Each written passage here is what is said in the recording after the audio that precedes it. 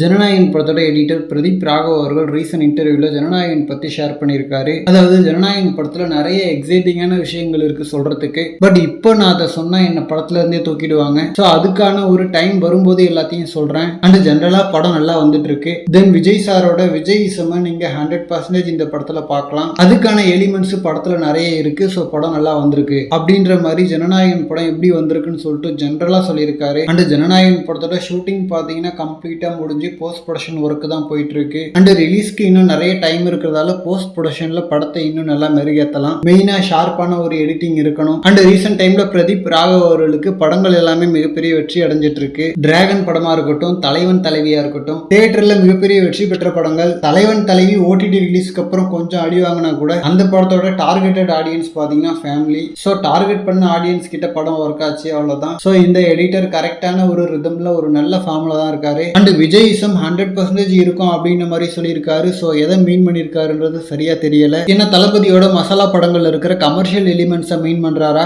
இல்ல கத்தி துப்பாக்கி மாதிரி படங்கள்ல இருக்கிற மாசான மூமெண்ட்ஸை மீன் பண்றாரான்னு தெரியல. அண்ட் இயக்குனர் வினோத்ன்றதால கிரிஞ்சா இருக்காது அப்படின்ற ஒரு நம்பிக்கை இருக்கு. ஸோ மாஸ் மூமெண்ட்ஸ்லாம் ஆர்கானிக்கா இருந்தா சூப்பரா இருக்கும். ஓகே ஃப்ரெண்ட்ஸ், இந்த மாதிரி தளபதி பார்த்தீங்கன்னா ஹாட்டான அப்டேட்ஸ்க்கு நம்ம ஜெய் ஃபோர்ட் சேனலை சப்ஸ்கிரைப் பண்ணுங்க. தேங்க்யூ.